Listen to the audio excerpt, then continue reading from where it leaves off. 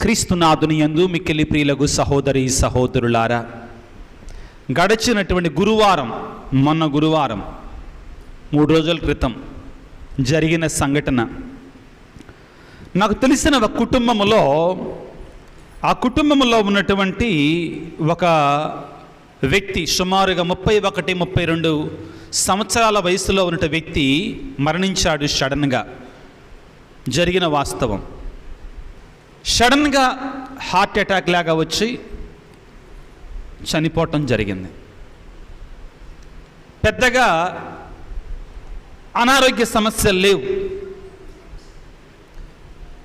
మందులు గట్రా తీసుకునేటువంటి ఆనవాళ్ళు లేవు, అంతా బాగానే ఉంది, అంతా సవ్యంగానే సాగుతుంది అనుకుంటున్న సమయంలో ఆ వ్యక్తి సడన్గా చనిపోవటం ఆ ఇంట్లో వాళ్ళందరినీ కూడా దుఃఖ సాగరంలో ముంచివేస్తుంది, వేదనతో నిండిపోయింది. అంతకుముందు రోజు సాయంత్రం ఆయన చనిపోయారు. కుటుంబ సభ్యులందరూ కూడా సమాధి కార్యక్రమానికి, అంతిమ వీడ్కోలు అతనికి ఇవ్వడానికి సిద్ధపడుతున్నారు. తెల్లారి సుమారుగా 10 గంటల సమయంలో ఆ ఇంట్లో ఉన్నటువంటి మరొక స్త్రీ కూడా చనిపోయింది. జరిగిన వాస్తవం అండి. పేర్లు అవి నేను చెప్పటం పద్ధతి కాదు, అందుకే చెప్పటం లేదు. ఆ కుటుంబాన్ని ఎవరన్నా ఓదార్చగలరా? ఆమె వయసు కూడా పెద్ద ఎక్కువ కాదండి. ఆశ్చర్యం. ఆవిడకు కూడా పెద్ద అనారోగ్య సమస్యలు లేవు. ఆశ్చర్యం. ఆవిడకు కూడా పెద్ద అనారోగ్య సమస్యలు, వయసు కూడా మీద పడలేదు.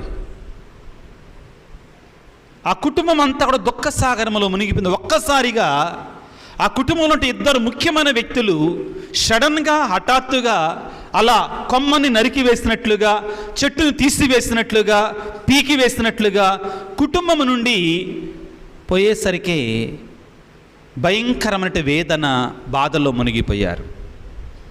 కానీ ప్రియులారా, ఈ సంఘటనలు మనకి ఒక సత్యాన్ని నేర్పిస్తూ ఉన్నాయి. ఏమిటి అంటే, ఈ జీవితం శాశ్వతం కాదు, ఈ బ్రతుకు శాశ్వతం కాదు.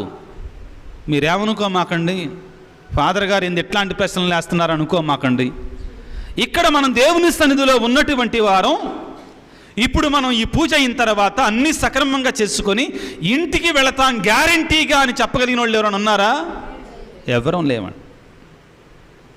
మరణం అనేటువంటిది కనురెప్ప వాటులో వస్తుందండి.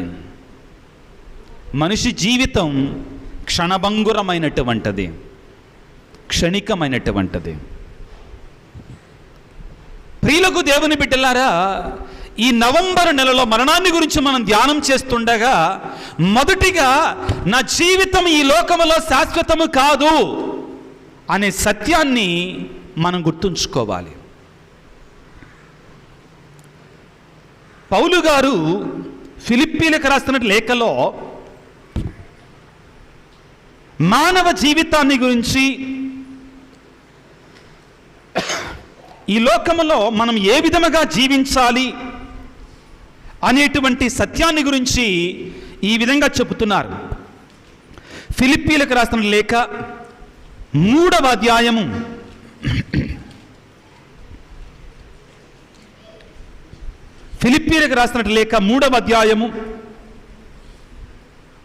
18వ వచనం నుంచి చదవటానికి ప్రయత్నం చేయండి.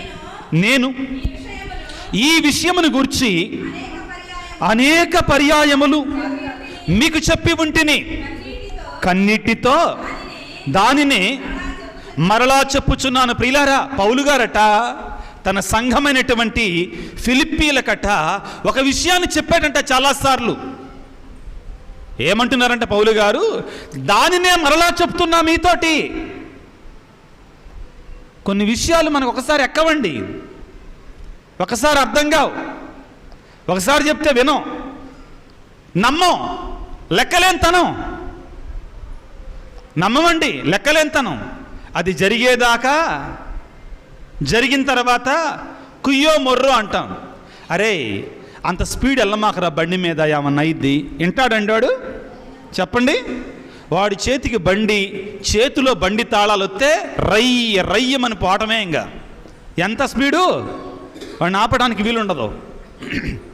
చెప్తారు పెద్దలు, వార్నింగ్ ఇస్తారు, ఎల్లరా, కానీ అంత స్పీడ్ వద్దయ్యా, అన్ని రోజులు మనే కావు, అన్ని రోడ్లు మనే కావు, వద్దయ్యా అలాగా అంటే వినడవాడు.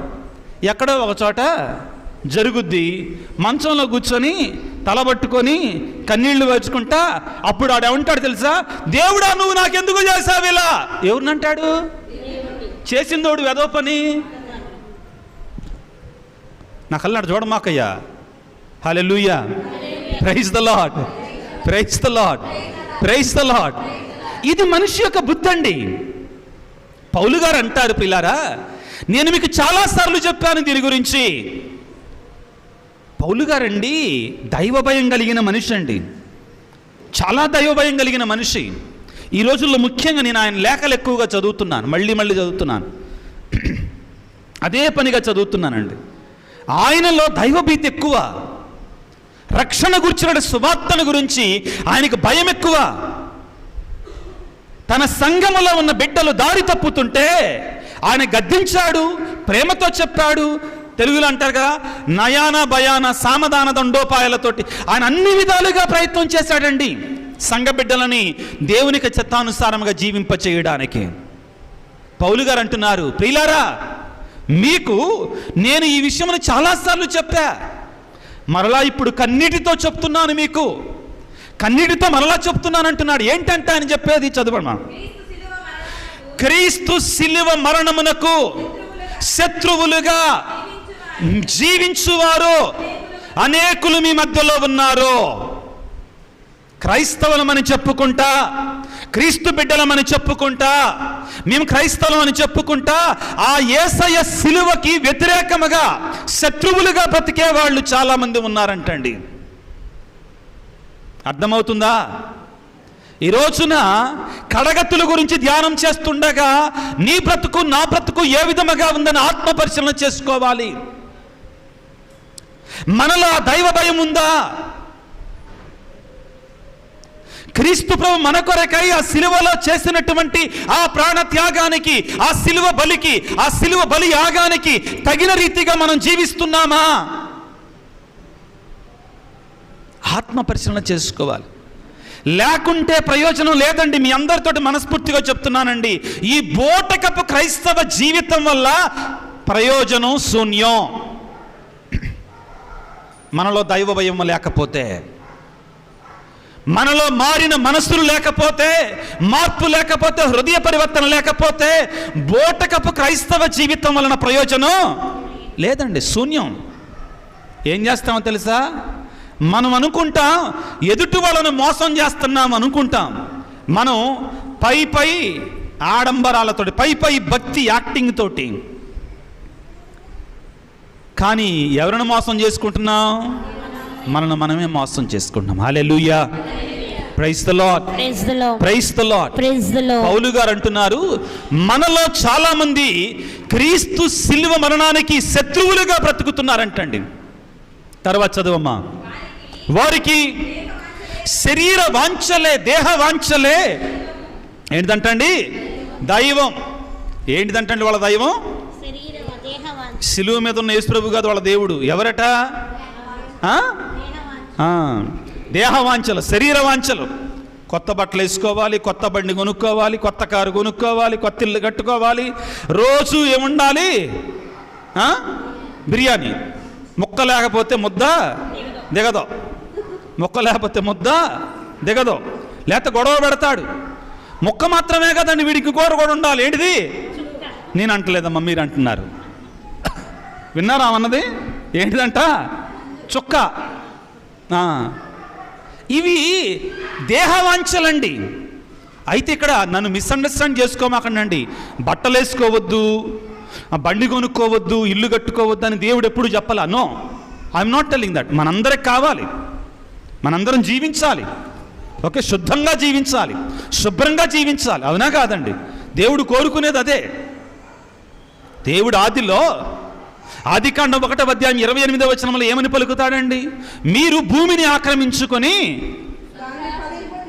ఫలింపచేసి ఆక్రమించుకొని అభివృద్ధి చెందండి అన్నాడు. దేవుడే ఇచ్చాడు మనకు అన్నీ కూడా. ఆదికాండం 1:28-29 జీవించాలి. దేవుడు వారిని దీవించి సంతానాభివృద్ధి చేసుకొని భూమండలం అంతటిని దాన్ని వశం చేసుకోవడం దేవుడే చెప్పాడండి, తప్పులేదు.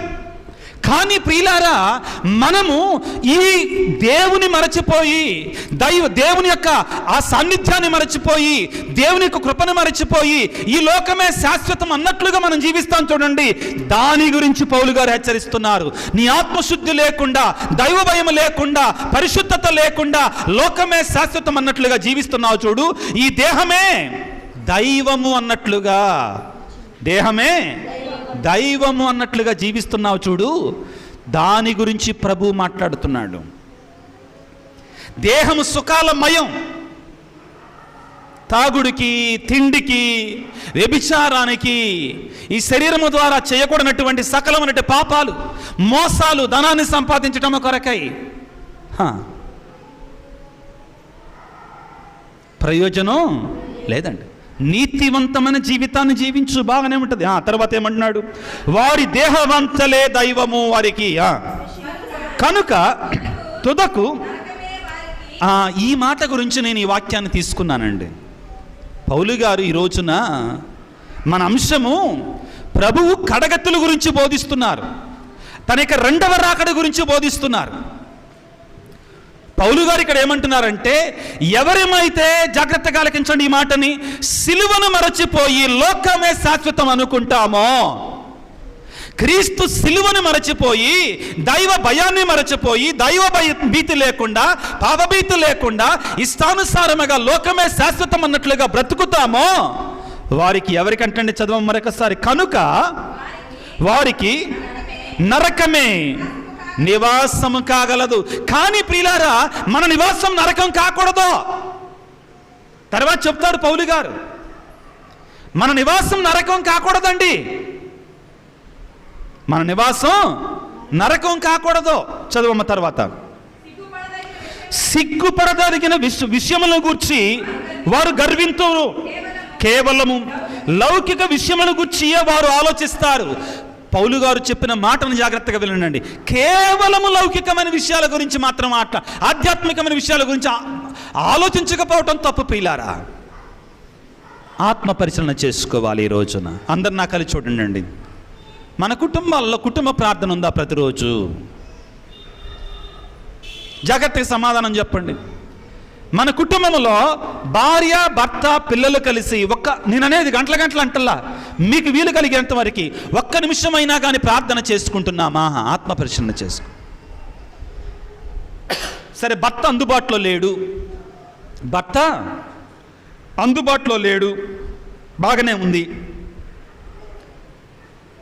కొడుకు అందుబాటులో లేడు, పనికి వెళ్ళాడు. కూతురు అందుబాటులో, నువ్వు ఇంకొకళ్ళు ఉంటారు కదా, ప్రార్థన చేస్తున్నావా? నువ్వు చేస్తున్నావా? ప్రియులారా, ఇదంతా మనందరం ప్రశ్నించుకోవాలి. ఇక్కడ లోకానుసారమైన విషయాల గురించి మాత్రమే ఆలోచించి, క్రీస్తు సిలువను గురించి, ప్రార్థనా జీవితాన్ని గురించి ఆలోచించకుండా ఉంటే దాని గురించి హెచ్చరిస్తున్నాడు.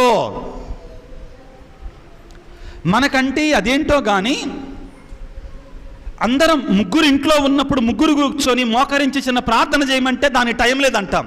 కానీ ఆ ముగ్గురు కలిసి కూర్చొని జబర్దస్త్ సీరియల్ మాత్రం చూస్తారు. అబద్ధం ఉందా? నోరు తెరిసి మరి ఆ నోట్లోకి ఈగల పోతున్నాయా, దోమల పోతున్నాయా కూడా చూడరండి వాళ్ళు. ఇలా తయారయ్యాం మనం. ప్రియమైనటువంటి తల్లిదండ్రులారా, ఈరోజు మనం ఊరికే కడగతుల గురించి ధ్యానం చేసి మరలా వెళ్ళిపోయి ఎక్కడ వేసిన గొంగడి అక్కడలాగా ఉండటం కాదండి. మన జీవితాలని మనం క్రమపరచుకోవాలి, సిద్ధపరచుకోవాలి. ముఖ్యంగా మన ఆధ్యాత్మిక జీవితాన్ని గురించి మనందరం కూడా ఆలోచించాలి. దేవుని చిత్తానుసారంగా జీవించడానికి ప్రయత్నం చేయాలి.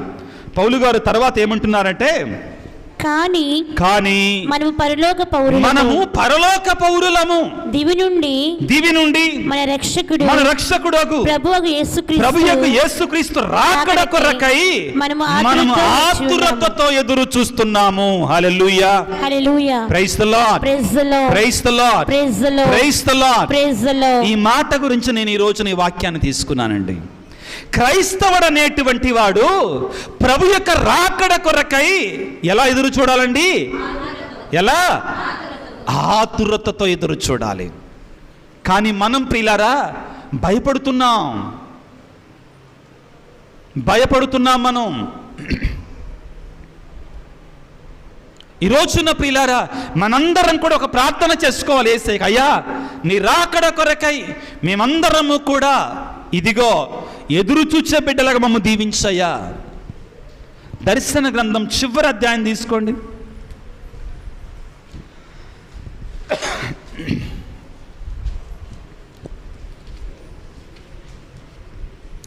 దర్శన గ్రంథం చివరి అధ్యాయం 17వ వచనాన్ని చదువుకుందాం.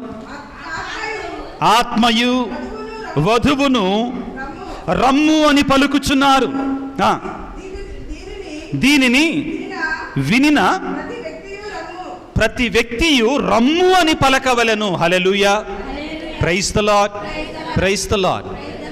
ఎవరిని రమ్మని పలకాలి మనం? ఎవరిని రమ్మని పిలుద్దాం? దర్శన గ్రంథంలో చివరికి వచ్చామండి మనం. ఏమంటున్నారట? ఆత్మయు వధువు. దేని గురించి మాట్లాడుతున్నారు ఇక్కడ? సంఘం గురించి. దేని గురించి మాట్లాడుతున్నారు? ప్రియులారా, పరిశుద్ధులందరూ కూడా యేసయ్య త్వరగా వేంచేసిరా, యేసయ్య త్వరగా వేంచేసిరా అని ప్రభువుని ఆహ్వానిస్తున్నారంటండి. రమ్ము ప్రభువా రా, యేసయ్య రా అనని పిలుస్తున్నారు. ప్రియులకు దేవుని బిడ్డలారా, మరి నీవు నేను కూడా ప్రభు యొక్క రాకడ కొరకై ఎదురు చూస్తూ ప్రభువా త్వరగా వేంచేసి రమ్ము అని పిలవగలుగుతున్నామా? ప్రభు యొక్క రాకడ కొరకై ఎదురు చూస్తున్నామా? ఆయన రమ్మని అడుగుతున్నామా? ఆత్మ పరిశీలన చేసుకోవాలి. రమ్మని పిలవాలంటే మనకు ఆ గట్స్ ఉండాలండి. ఏముండాలి? ఆ ధైర్యం ఉండాలి.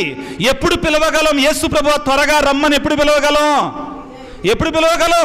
నిజాయితీగా ఉన్నప్పుడు, సిద్ధపడి ఉన్నప్పుడు, మన ఆత్మ దేవుని చిత్తానుసారముగా జీవించినప్పుడు. క్లాసులో మాస్టర్ పరీక్ష పెడతానన్నాడు, ఎప్పుడు పెడతానో తెలియదని చెప్పాడు. క్లాసులో మాస్టర్ ఏమన్నారు? పరీక్ష పెడతానన్నారండి. ఎప్పుడు పెడతానో నాకు తెలియదు అన్నాడు, కానీ పరీక్ష పెట్టడం మాత్రం నికరమే అన్నాడు. అని పలికి ఏమన్నాడంటే, ఇదిగో ఈ చాప్టర్స్ మీరు చదువుకొని రండి అన్నాడు. ఈ అధ్యాయాలు మీరు ఈ పాఠాలు మీరు చదువుకొని రండి అన్నాడు. ఒక రోజున ఒక వారం ఆగిన తర్వాత వచ్చి, అబ్బాయిలు ఇవాళ మీరు పరీక్షకు సిద్ధంగా ఉన్నారా అని అడిగాడు. అందరూ సిద్ధంగా ఉన్నాం పెట్టండి అంటారా? అందరూ అంటారా? చెప్పండి. కరోనాలో పరీక్షలు రాకపోతే చాలామంది హ్యాపీ ఫీల్ అయ్యారు. కరోనా టైంలో 10వ తరగతి పరీక్షలు ఇవ్వండి, చాలామంది హ్యాపీ ఫీల్ అయ్యారు. అది అయిన తర్వాత కూడా ఒకళ్ళిద్దరు పిల్లలు నా దగ్గరకు వచ్చి, ఫాదర్ మళ్ళీ కరోనా వస్తే బాగు ఫాదర్. ఎందుకని? పిల్లలు, చదువుకునే పిల్లలు. ఎందుకంట? పరీక్షలు రాసే పని ఉండదు. ఫాదర్ ఈ సంవత్సరం కూడా కరోనా వస్తుంది, మార్చి నెల కల్లా వస్తుందట్టుంది ఫాదర్ కొద్దిగా కరోనా. అందుకంటే ఫస్ట్లో కరోనా అప్పుడే వచ్చిందిగా. ఇట్టుంటామండి. మనకేం సవాళ్ళు వద్దు, ఛాలెంజెస్ వద్దు. మనకి సుఖంగా జీవించాలి, మన శరీరానుసారముగా జీవించాలి. ప్రియులకు దేవుని బిడ్డలారా, ఇదిగో మాస్టర్ వచ్చి బాబు పరీక్ష సిద్ధమేనంటే ఎవడైతే చదివి ఉన్నాడో, సిద్ధపడి ఉన్నాడో వాడు ఏమంటాడు? మాస్టర్ అండి పరీక్ష. సిద్ధంగా లేనోడు నీళ్లు నవ్వులుతాడు. ఎందుకు వచ్చిన గొడవరా బాబు అంటాడు. క్రైస్తవులు కూడా అంతే ప్రియులారా. క్రైస్తవులు 3 రకాలు అంటండి. క్రైస్తవులు 3 రకాలు. ఎన్ని రకాలు? 3 రకాలు. మరి మనం ఏ రకమో తెలుసుకోవాలి. వాళ్ళ మొదటి రకం అంట ఇంగ్లీష్లో అంటారు కమ్ అండ్ గో క్రిస్టియన్స్ అంట. వస్తారు పోతారు, వాళ్ళ రోత జీవితంలో వాళ్ళ పాప జీవితంలో వాళ్ళు జీవిస్తూనే ఉంటారు. మరీ పూర్తిగా ఆ లోకానుసారమైన జీవితాన్నే జీవిస్తూ ఉంటారండి. మొదటి రకం వాళ్ళలో ఏ మార్పు ఉండదు, మార్పుకు బదులుగా పరమ రోత జీవితాలు జీవిస్తూ ఉంటారు. రెండో రకం ఏంటంటే, ఈ మాట జాగ్రత్తగానండి, డూ సంథింగ్ క్రిస్టియన్స్ అన్నమాట. ఎవరాళ్ళు? డూ సంథింగ్ అంటే ఏదో కొద్దిగా చేసే క్రైస్తవులు అన్నమాట. ఏంటి? పండగలకు వెళ్తారు వీళ్ళు. ఎప్పుడు వెళ్తారు? పండగలకు వెళ్తారు. ఆదివారం స్వామివారికి మొహం దేవుడికి మొహం చూపించడానికి కాదండి, ఫాదర్ గారికి మొహం చూపించడానికి వెళ్తారు. ఎందుకని? పిల్లోడు పెద్దోడు అవుతున్నాడు, స్కూల్లో చేర్పించాలి, లేకపోతే ఏదైనా రికమెండేషన్ సర్టిఫికేట్ కావాలి కదా, వాటి కోసం వెళ్తారనమాట. లేకపోతే ఆ పండగ వచ్చినప్పుడు ఆదివారం అట్ట వెళ్తుంటారనమాట. కానీ మూడవ రకం వారు Christians who are passionate about Christ. క్రైస్తవులు ఎవరైతే క్రీస్తు కొరకే తప్పిస్తారో అటువంటి క్రైస్తవులు. మనం ఏ రకమైన క్రైస్తవులుగా ఉంటున్నాం ఆత్మ పరిశీలన చేసుకోవాలి. ప్రియులారా, దర్శన గ్రంథములో చివరికి వచ్చినప్పుడు ఏమంటున్నాడు? వధువు ఆత్మ పలుకుచున్నారు, త్వరగా రమ్ము. ఎవరిని రమ్మంటున్నారు? ప్రభువుని రమ్మంటున్నారు. ఇది వినిన వారందరూ పలకాలి రమ్ము అని. అందరు నా తర్వాత చెప్పండి, యేసయ్యా, ఓ యేసురాజా, త్వరగా వేంచేసి రమ్ము. ఓ యేసురాజా, దైవ కుమారా, త్వరగా వేంచేసి రమ్ము. ఈ మాటని మనం మనస్ఫూర్తిగా చెప్పగలిగితే దానికి మించింది లేదు ప్రియులారా.